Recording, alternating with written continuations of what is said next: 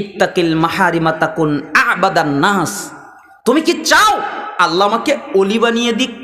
তুমি কি চাও আমি আল্লাহর ইবাদত গুজার বান্দা হই, আমি আল্লাহর ওলি হই, আমি আল্লাহর বন্ধু হই, আমি আল্লাহর প্রিয় ব্যক্তি হই? এটা কি তুমি চাও? আচ্ছা, আপনারা কি মনে করেন, চান না চান না?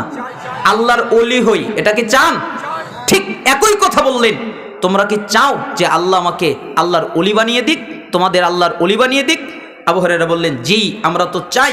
তখন মুহাম্মদ সাল্লাল্লাহু আলাইহি সাল্লাম বললেন, শোনো, তাহলে আল্লাহ যা হারাম করেছেন, যেটা হারাম, এটা নিষিদ্ধ, তোমরা ওই হারামের কাছে যাবে না, তোমরা হারাম করবে না, আল্লাহর নাফরমানি করবে না, গুনার কাজ করবে না, তাহলে আল্লাহ বিনিময়ে তোমাদেরকে ওলি বানিয়ে দিবেন। ওলি হতে গেলে কি ত্যাগ করতে হবে? হারাম। আর আমাদের দেশে ওলি হতে গেলে মাজারে যেতে হয়, তাই না? ও মাজারে গিয়ে কি কি করে? মাজারে গিয়ে সন্তান চায়, মাজারে গিয়ে মান্নত করে, মাজারে গিয়ে সেজদা করে, মাজারে গিয়ে মাথা নত করে, আরো কত কিছু করে। অথচ আমি যেগুলো বললাম এর একটা যদি কেউ করে, সঙ্গে সঙ্গে ও কাফের হয়ে যাবে, আর ইসলামে থাকার জায়গা নেই। ও যদি মাজারে গিয়ে কিছু চায় ও কাফের, ও যদি সন্তান চায় ও কাফের, ও যদি সেজদা দেয় ও কাফের, ও যদি মাজারে মাথা নত করে তও কাফের। ওর ইসলাম থাকবে না, ওর দিন থাকবে না। আর মানুষ নাকি ওলি হতে মাজারে যাওয়া লাগে, পীরের কাছে যাওয়া লাগে। আল্লাহর নবী এজন্য ব্যতিক্রম কথা বললেন, তোমরা কি আল্লাহর ওলি হতে চাও? তাহলে হারাম ত্যাগ করো, বিনিময়ে আল্লাহ তোমাদের ওলি বানিয়ে দিবেন। আরদা বিমা কসমাল্লাহু লাকা তাকুন আগনান নাস। 2, তোমার তাকদিরে খুশি থাকো, তোমার ভাগ্যে খুশি থাকো। তুমি কি চাও আল্লাহ আমাকে ধনী বানিয়ে দিক, আল্লাহ আমাকে বড়লোক বানিয়ে দিক? এটা কি তুমি চাও? যদি চাও আল্লাহ আমাকে ধনী বানাক, আল্লাহ আমাকে বড়লোক বানাক, তাহলে তোমার তাকদিরে যা আছে তুমি তার উপরে খুশি থাকবে, বিনিময়ে আল্লাহ তোমাকে ধনী বানিয়ে দিবে। কেন? আরেকটি হাদিসে এসেছে ইবাদত করলে ধনী হওয়া যায়। আবু হুরায়রা রাদিয়াল্লাহু আনহু তিনি বলেন, রাসূল সাল্লাল্লাহু আলাইহি ওয়াসাল্লাম বলেছেন যে আল্লাহ তাআলা বলেন, ইবনা আদম, হে আদম সন্তান, তাফাররাক লি ইবাদাতি আমলা সাদরাকা গিনান ওয়া সুদ্দা ফাকরাক। তোমরা আমার ইবাদত করো, আমার বন্দেগী করো, আমার দাসত্ব করো। আমাকে বেশিক্ষণ কষ্ট দিয়েন না, আমার মুখ ব্যথা, গলা ব্যথা, কণ্ঠ ব্যথা, এজন্য আপনাদের ইঙ্গিত দিলাম। রাসূল সাল্লাল্লাহু আলাইহি সাল্লাম বললেন যে আল্লাহ তাআলা বলেছেন, ইবনা আদম, হে আদম সন্তান, তোমরা আমার ইবাদত করো, আমার দাসত্ব করো, আমার বন্দেগী করো, আমার আনুগত্য করো, তাহলে আমি তোমাদের অন্তরটাকে ধনী বানিয়ে দিব। তোমাদের অন্তর গরিব তো, আমি তোমাদের অন্তরকে ধনী বানাবো, আর তোমাদের যত দরিদ্রতার রাস্তা আছে আমি আল্লাহ সব বন্ধ করে দিব।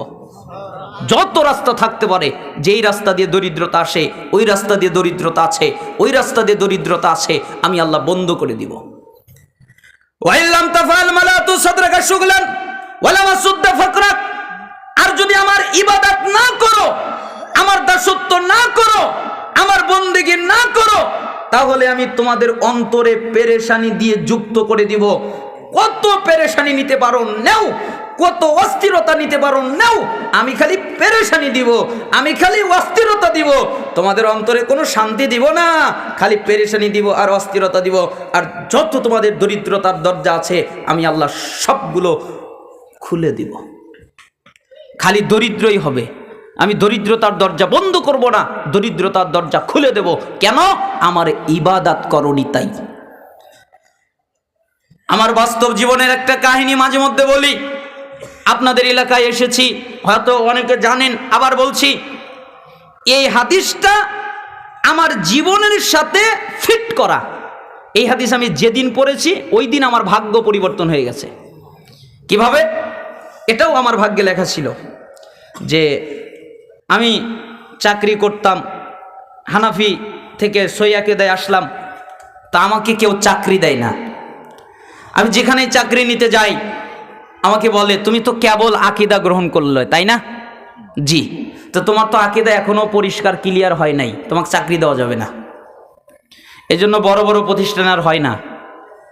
আর হানাফিরা তো দিবেই না, ওরা তো ধরে আর পিটবে, তাই না? যে আমাদের আকীদা তুই ত্যাগ করে আবার আমাদের কাছে চাকরি করবি।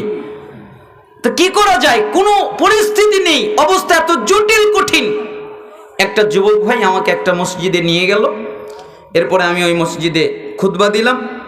তো তাদের পছন্দ হলো, ওই 4-5 জন, এরকম 5-6-7 জন হবে খুতবায় জুমার দিন। তা আমি তাদের মধ্যে খুতবা দিলাম, তাদের পছন্দ হলো। তো আমাকে বললো, আচ্ছা ঠিক আছে, আপনাকে চাকরি দিব, কিন্তু আমরা তো বেশি বেতন দিতে পারবো না, আমরা সহিহ আকীদার নতুন মানুষ, মসজিদটা সহিহ আকীদার নতুন হয়েছে, নতুন আহলে হাদিস আমরা হয়েছি, তা আমাদের তো অত টাকা পয়সা নেই, আপনাকে 3000 টাকা বেতন দিব, আপনি কি থাকবেন? তখন আমি বললাম, আচ্ছা ঠিক আছে থাকবো। 3000 টাকার বেতনে কিছু হয় না, না স্ত্রীর মুখের চাহিদা পূরণ করতে পারি, না সন্তানদের মুখের চাহিদা পূরণ করতে পারি, কোনোটাই হয় না। আমরা একবেলা খাই আর একবেলা না খেয়ে থাকি, এরকম অবস্থা ঘটে যায়। কিন্তু যেদিন এই হাদিসটা বললাম, ওই দিন আমাদের জীবনটা পাল্টে গেল, ওই দিন আমাদের জীবনটা পরিবর্তন হয়ে গেল। যেখানে আল্লাহ তাআলা বলছেন ইবাদত করলে আল্লাহ সুবহানাহু ওয়া তাআলা রুজি বাড়িয়ে দিবেন, ইবাদত করলে আল্লাহ সুবহানাহু ওয়া তাআলা অবশ্যই তাকে ধনী বানিয়ে দিবেন। একদিন আমার বাচ্চা অনেক কান্নাকাটি করছিল, দুধ আনার দুধ নেই। আমি এই হাদিসটা পড়লাম, পরের দিন সকালবেলা মসজিদে গেলাম, বাচ্চা কান্না করছে ঘরে, 2 রাকাত সালাত আদায় করলাম, আল্লাহকে বললাম, আল্লাহ আমার 200 টাকার প্রয়োজন। এরপরে বাহিরে আসলাম, একটা লোক আসলো, আমি তাকে কোনোদিন দেখিনি, এত সুন্দর চেহারাওয়ালা, আমাকে সালাম করলো, মুসাফা করলো, চলে গেল। আমি যখন হাতটা খুললাম তখন দেখি 100 টাকার 2টা নোট। আমি তার কাছে 200 টাকা চেয়েছিলাম আল্লাহর কাছে, কার মাধ্যমে যেন আমার হাতে আল্লাহ 200 টাকায় পৌঁছে দিয়েছে। আমি ওই টাকা নিয়ে গেলাম, দুধ কিনলাম, এরপরে বললাম তো ইবাদত করা তো প্রয়োজন। ওই দিন বিকেলবেলা সভাপতি, ক্যাশিয়ার, সেক্রেটারি আমার কাছে আসলেন, এরপরে আমাকে বললেন, তোমার তো কষ্ট হচ্ছে, তা তো আমরা বুঝতে পারি, আচ্ছা যাও, আগামী মাস থেকে না, এই মাস থেকে তোমার বেতন 10,000। বলেন তো কয় হাজার? 10,000। 1 লাফে 7,000 বেড়ে গেছে। এই হাদিস আমার জীবন পাল্টে দিয়েছে, ওয়াল্লাহি আল্লাহর কসম। এই হাদিস যেদিন পড়েছি, এই হাদিস অনুযায়ী যেদিন থেকে আমল যতটুকু পেরেছি করেছি, ওই দিন থেকে আজ পর্যন্ত অভাব দেখিই নাই। যে অভাব কি, ওটা এখন আর বুঝতে পারি না, ওটা আর অনুধাবন হয় না যে অভাব কি। ঠিক আপনিও যদি আল্লাহর ইবাদত করেন, আল্লাহর দাসত্ব করেন, আল্লাহর বন্দেগী করেন, তাহলে আল্লাহ আপনাকে ধনী বানাবেন, আপনার অস্থিরতা দূর করবেন। আর যদি তা না করেন, আল্লাহ আপনার অস্থিরতা বাড়াবেন, আর বিনিময়ে আল্লাহ সুবহানাহু ওয়া তাআলা কখনো আপনার দরিদ্রতা দূর করবে না। এজন্য আল্লাহ নবী সাল্লাল্লাহু আলাইহি ওয়াসাল্লাম বললেন, তুমি কি ধনী হতে চাও, তাহলে তোমার তাকদিরে যা আছে তার উপরে খুশি থাকো, বিনিময়ে আল্লাহ তোমাকে ধনী বানিয়ে দিবে। ওয়া আহসিন ইলা জারিকা তাকুন মুমিনা। 3, তোমরা কি প্রকৃত মুমিন হতে চাও, যে আল্লাহ আমাকে মুমিন বানিয়ে দিক? প্রকৃত মুমিন হতে চাও, এটা কি চাও নাকি? তাহলে শোনো, তোমরা যদি প্রকৃত মুমিন হতে চাও, তাহলে তোমার প্রতিবেশীর সাথে ভালো আচরণ করো।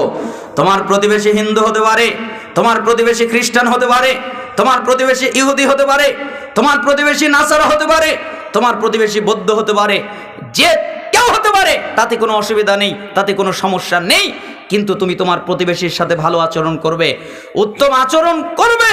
তুমি যদি তা না করো, তুমি মুমিন হতে পারবে না। আর যদি উত্তম আচরণ করো, বিনিময়ে তুমি মুমিন হয়ে যাবে।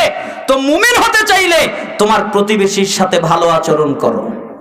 আমরা করি? মনে হয় না।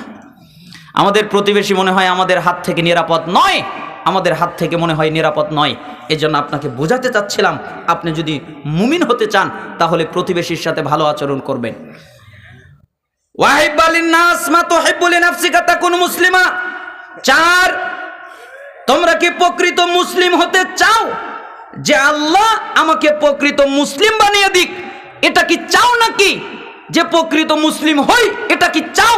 যদি চাও তাহলে শোনো, নিজের জন্য যা পছন্দ করো, অপরের জন্য তাই পছন্দ করবে।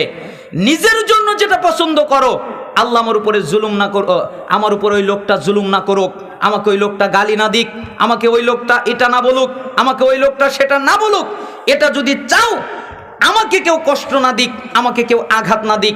একটা হাদিস আপনাকে বলি, মনে রাখবেন, আবু হুরায়রা রাদিয়াল্লাহু আনহু তিনি বলেন, রাসূল সাল্লাল্লাহু আলাইহি সাল্লাম বলেছেন, লা তাহাসাদু, তোমরা পরস্পরে হিংসা করো না, ওয়ালা তাবাগাদু, তোমরা একজনের দরের, ওয়ালা তানাজাসু, তোমরা একজনের দরের উপর দিয়ে আরেকজন দর করে দালালি করে দাম বাড়িয়ে দিও না, ওয়ালা তাবাগাদু, তোমরা নিজেদের মধ্যে বিদ্বেষ রেখো না, ওয়ালা তাদাবারু, তোমরা কারো পিছনে লেগে যেও না, ওয়ালা ইয়াবিবাদুকুম আলা বাইবাদ, তোমরা কারো বেচা কেনার সময় আগ বেড়ে কেনা বেচা করো না, কোনো কিছু কিনতে যাও না, তোমার ভাই কষ্ট পাবে।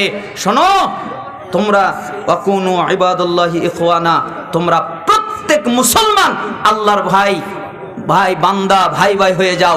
আল মুসলিম আখুল মুসলিম, মুসলমান মুসলমানের ভাই, লা ইয়াজলিমুহু, মুসলমান মুসলমানের উপরে জুলুম করতে পারে না, ওয়ালা ইয়াখযুলুহু, মুসলমান মুসলমানকে সম্পত্তিহীন ভাবে সম্বলহীন ভাবে ছেড়ে দিতে পারে না, ওয়ালা ইয়াকযিবুহু, মুসলমান মুসলমানের সাথে মিথ্যা বলতে পারে না, ওয়ালা ইয়াহকিরুহু, মুসলমান মুসলমানকে তুচ্ছ ভাবতে পারে না।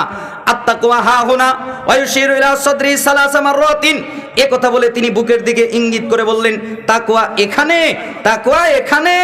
বিহাসবি ইমরিইম মিনাশ শাররি আইয়াহকিরা আখাহুল মুসলিম, একটা মানুষের খারাপ হওয়ার জন্য এতটুকু যথেষ্ট, সে আরেকজন মানুষকে খারাপ বলে। যে বলে ওই লোকটা খারাপ, সেই খারাপ।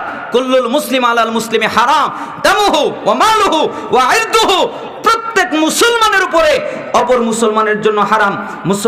মুসলমানের রক্ত বের করতে পারে না, মুসলমানের সম্পত্তি মেরে দিতে পারে না, মুসলমানের সম্মান নষ্ট করতে পারে না।